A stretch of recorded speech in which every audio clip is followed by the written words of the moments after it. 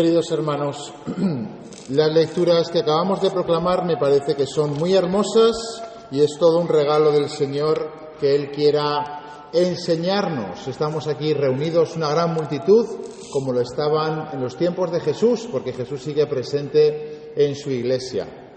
Si recuerdan, la semana pasada hablamos de qué parábola, de los 10 samaritanos, que solamente uno de ellos volvió a dar gracias. Esa palabra que es como un talismán para tener un corazón sencillo, un corazón de niño, dar gracias.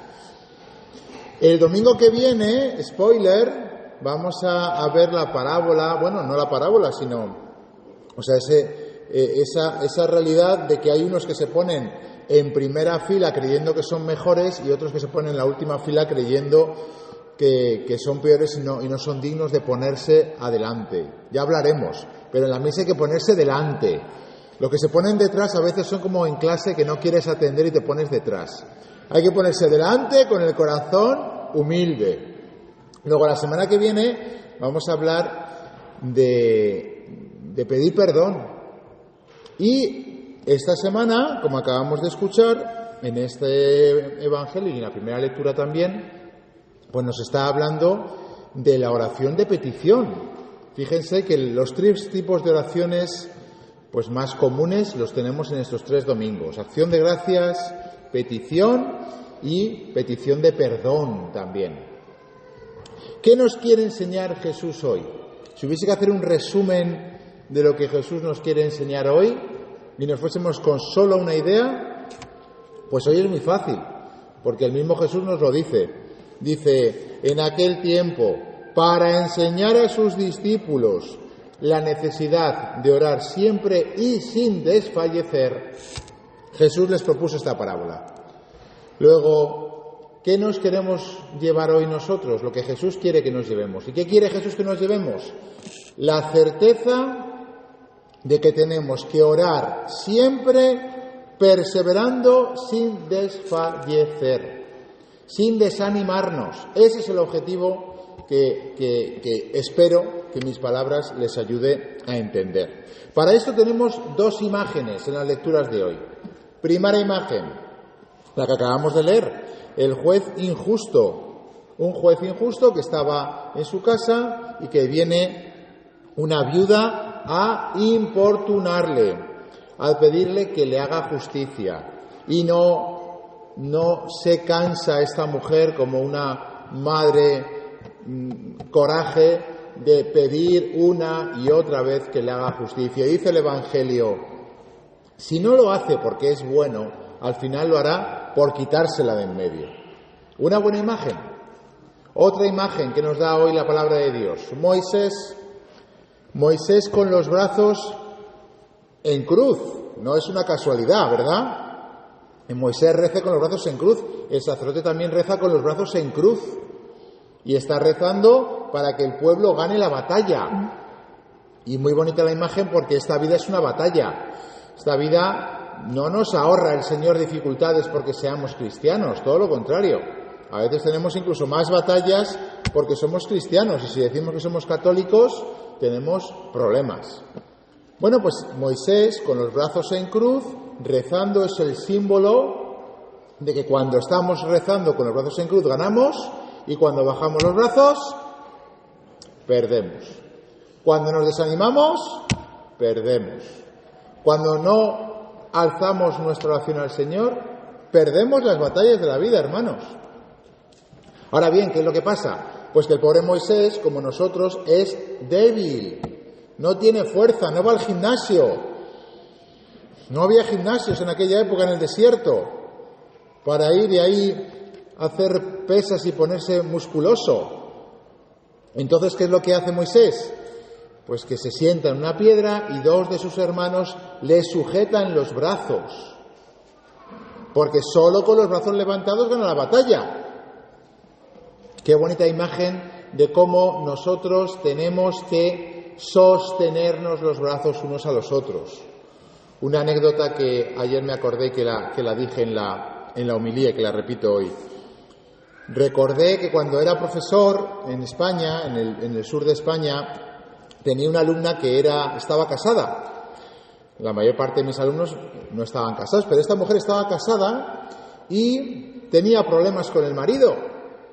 Entonces, en un descanso de clase, en 5 minutos, me contó la situación y yo le dije pues lo que podía decirle en 2 minutos. Y que le dije, pues ánimo a sostener la batalla del matrimonio, a no tirar la toalla, a luchar. Y me dijo esta chica, padre, al final, después de la segunda clase, me dijo, padre, le doy gracias por lo que me ha dicho antes en el descanso, porque sabe, le he comentado esto mismo a mi madre, a mi padre, a mis hermanos y a mis amigos, y ¿saben lo que me han dicho?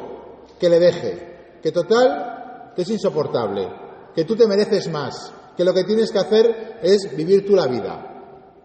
A veces, en vez de sostenernos los brazos, nos los bajamos unos a otros. Hermanos, la vida es una batalla, el matrimonio es una batalla, el sacerdocio es una batalla, el cristianismo es una batalla. No nos desanimemos entre nosotros, levantémonos los brazos entre nosotros, ayudémonos en esta batalla. No nos dejemos llevar del primer impulso o de la primer consejo tonto que podemos darnos. No, sostengámonos los brazos unos a otros. Bueno, pues cierro paréntesis. Estas 2 imágenes nos pueden ayudar mucho a entender lo que Jesús nos quiere decir hoy. Orar, siempre sin desfallecer. ¿Qué nos enseña esta actitud? ¿Por qué Jesús quiere que tengamos esta actitud? Pues miren, creo que varias cosas. La primera, que Dios nos escucha. Alguno me podría decir, bueno, Padre, pero si ya sabe Jesús lo que quiere, lo que necesitamos antes de que se lo pidamos. Sí, es verdad. Viene también en el Evangelio, lo leemos también en la Biblia. Ahora bien, el problema es que a veces nosotros no nos creemos que Dios nos escucha.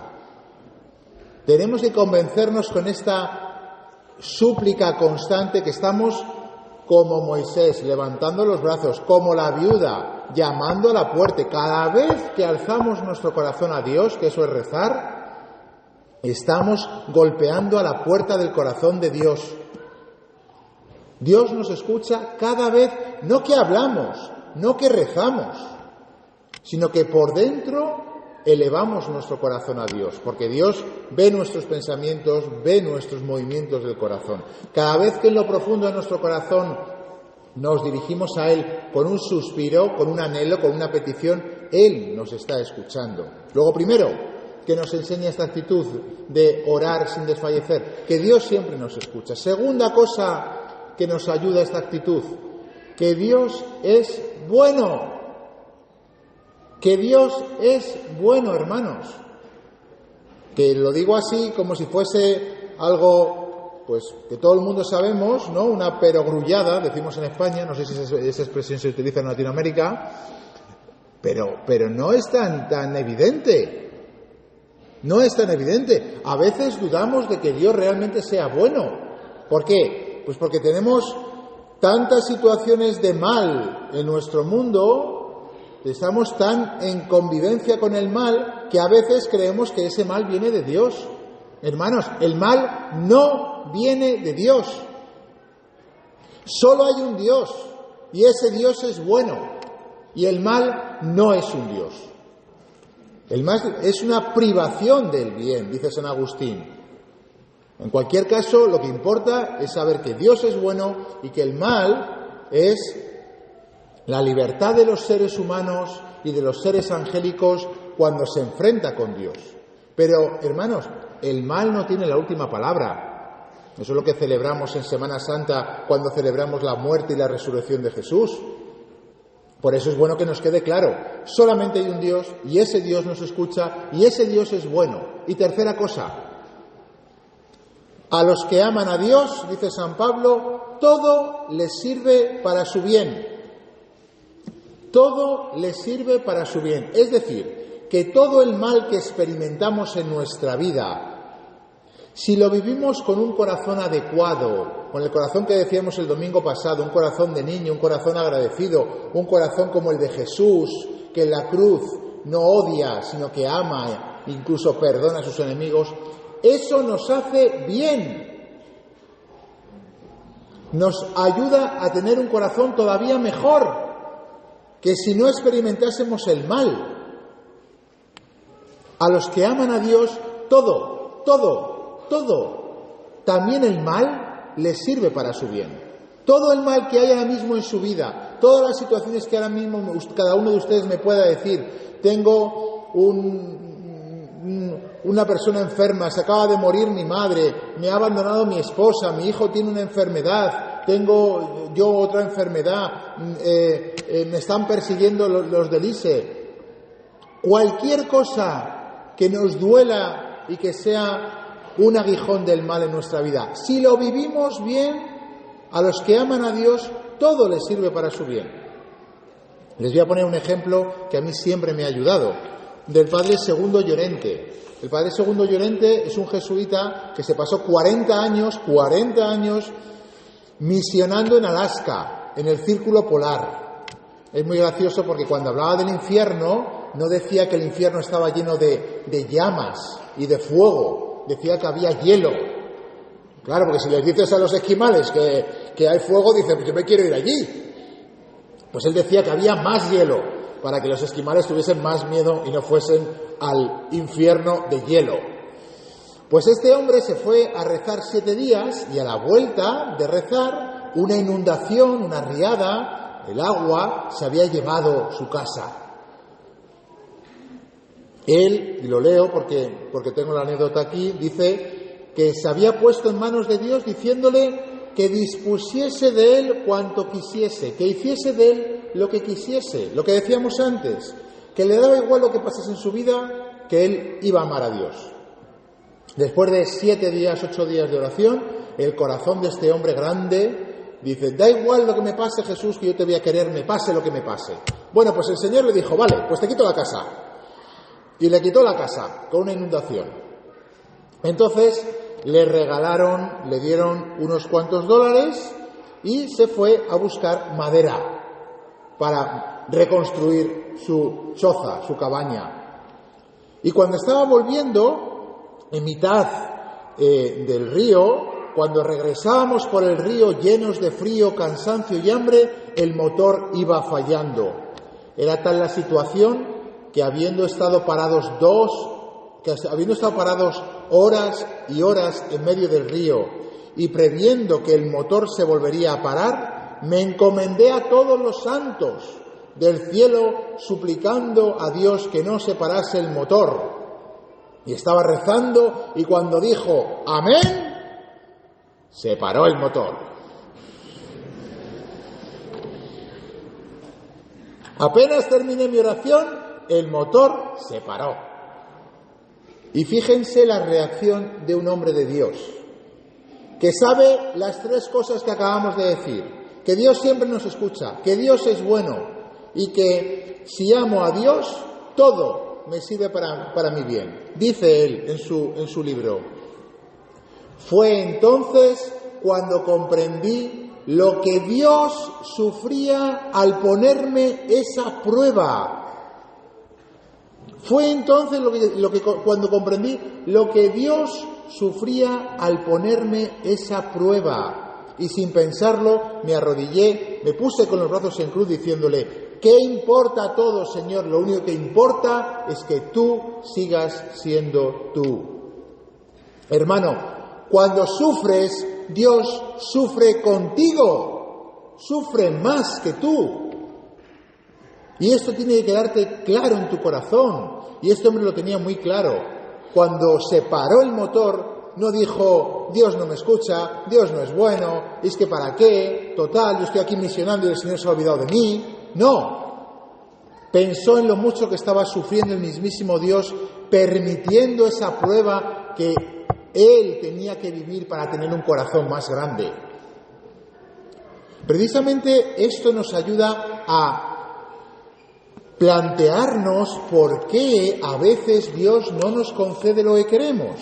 ¿Por qué Dios retrasa su problema si acabamos de leer en este Evangelio que Dios no hará esperar a sus elegidos? Tengo en el corazón a una persona que les pido, ya se lo he pedido varias veces y lo vuelvo a pedir, que recen por ella. Se llama Asunción, es de Madrid, es la madre de 3 hijos y el primero antes de nacer se ahogó en su vientre. El segundo nació y por una negligencia médica quedó incapacitado y le cuida. Y el tercero, que nació bien, este verano tuvo un accidente y se ha quedado vegetativo y no despierta. Se llama Jaime. Les pido por favor que recen. Y cuando me escribe, de verdad que no sé qué contestarla. No sé qué contestarla porque digo, pero ¿cómo es posible que Dios no haga caso a una mujer que ha sufrido tanto? Y de verdad que a veces no es que pierda la fe, pero se pone a prueba la fe cuando Dios permite tanto sufrimiento. Y no sé por qué Dios se lo permite. No lo sé. Lo único que sé es lo que acabamos de decir. En mi experiencia, hermanos, y esto es experiencia mía, puedo decir, cuando Dios no me concede lo que le estoy pidiendo, primer fruto que saco, la humildad. El ser un mendigo te hace humilde. Cuando estás pidiendo a la puerta, eres humilde. No te queda otra. Si tienes todo, puedes ser orgulloso o puedes ser más humilde. Depende de cómo des el dinero. Lo puedes dar con humildad o lo puedes dar de manera orgullosa. Lo que está claro es que cuando eres pobre y estás a la puerta pidiendo, eres humilde. Cuando pedimos a Dios, nos hacemos humildes. Luego, Dios puede retrasar su promesa para que seamos más humildes. Segunda cosa, para que seamos agradecidos. Para que cuando se nos conceda lo que estamos pidiendo, demos gracias de corazón. Si pedimos una cosa y la tengo al momento, vale, bien, pero si estoy uno y otro año, y otro año, y otro año, y otro año, y después de 10 años consigo lo que pido, el gracias es más grande. Luego, para tener un corazón agradecido. Tercero, lo dice Jesús hoy. Cuando vuelva Jesús, ¿encontrará esta fe en la tierra? ¿Encontrará la fe de la viuda que no se cansa de llamar a la puerta? Cuando Dios retrasa su promesa, nos hace personas con una fe más fuerte, más firme, porque seguimos perseverando en la oración. No rezamos y lo dejamos y nos cambiamos de iglesia o nos vamos a la bruja a que nos resuelva los asuntos, que algunos lo hacen, que algunos lo hacen, porque en el fondo no tienen fe, lo único que quieren es resolver su problema, no tienen fe, pero los que perseveramos en la petición tenemos una fe más grande. Y cuarto y último, para que se ensanche nuestro deseo del cielo, que es lo importante al final. Porque cuando estamos pidiendo cosas, pues a veces no nos damos cuenta que la cosa más importante, la más importante, es que tengamos a Dios. Lo que dice este hombre cuando grita, lo que importa, Jesús, es que tú sigas siendo tú. Lo que importa es que tú estás ahí, que tú eres bueno, que tú me quieres, que me escuchas, que estás conmigo, que me estás esperando. San Agustín, que fue un gran pecador y que era un hombre lleno de deseos, lo cuenta él y dice, puede resultar extraño que nos exhorte Jesús a orar cuando Él conoce nuestras necesidades antes de que se las expongamos.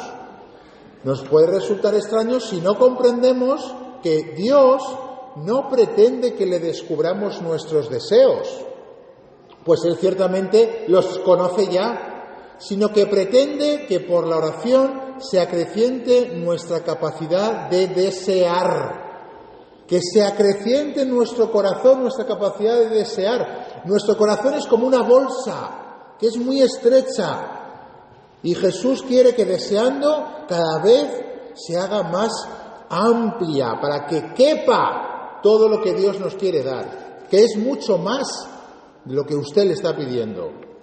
Usted le está pidiendo un trabajo, usted le está pidiendo sanarse una enfermedad, usted le está pidiendo vivir bien un duelo, y Jesús le quiere dar mucho más que eso. Lo dice San Agustín. para que así nos hagamos más capaces de recibir los dones que nos prepara, porque sus dones son muy grandes y nuestra capacidad de recibir es pequeña e insignificante. Hermanos, confiemos en lo que Jesús nos quiere decir hoy. Orar siempre sin desfallecer. Orar siempre sin desfallecer. Dice San Agustín, y termino con esto: orar prolongadamente es llamar con un corazón perseverante y lleno de afecto a la puerta de aquel que nos escucha, como la viuda. Llamar, golpear, gritar. Porque con frecuencia la finalidad de la oración se logra más con lágrimas y llantos que con palabras y expresiones verbales. Porque el Señor recoge nuestras lágrimas en su odre y a Él no se le ocultan nuestros gemidos. ¿Quién es el que llora hasta sudar sangre en Getsemaní? ¿Quién es el que llora hasta sudar sangre en Getsemaní? Jesús. ¿Quién es el que a gritos y con lágrimas, dice la carta a los Hebreos, le presentó a su Padre sus peticiones? ¿Quién es? Jesús. Jesús nos enseña a orar así, no con palabras solamente, sino con su vida. Jesús en Getsemaní experimentó lo que tú experimentas muchas veces, que Dios no te escucha, que Dios no es bueno, que no tiene sentido nada de lo que te está pasando. Pues hoy te quiere decir lo contrario. Dios te escucha, Dios es bueno, y si amas a Dios, todo lo que pasa en tu vida, todo sirve para tu bien, con tal de que no dejes de rezar siempre sin desfallecer. La Virgen al pie de la cruz, pues nos podemos imaginar que también estaría llorando y pidiendo a gritos y con lágrimas que su hijo no muriese. ¿Acaso alguno se imagina a la Virgen María al pie de la cruz diciendo, bueno, no pasa nada, tiene que morir mi hijo, total, va a resucitar? ¿A quién se le ocurre pensar eso? ¿Puede una madre vivir la muerte de su hijo y más la muerte de Jesús con esa indiferencia? Imposible. Era humana como nosotros. Ahora bien, tenía una fe muy grande. Por eso no dejó de pedir a gritos y con lágrimas también en sus ojos. Hay una imagen muy bonita de un pintor flamenco en la que está Jesús descendiendo de la cruz y está su cuerpo inclinado mientras lo descienden y la Virgen está desmayándose con la misma inclinación. El autor de la obra, El descendimiento de Van der Weyden, lo expresa de una manera visual, como diciendo, la Virgen estaba igual de rota y de muerta por dentro que su hijo, cuando su hijo estaba descendiendo de la cruz. Ahora bien, no dejó de rezar siempre y sin desfallecer. Hermanos, que el Señor nos conceda hoy esta actitud, que así sea.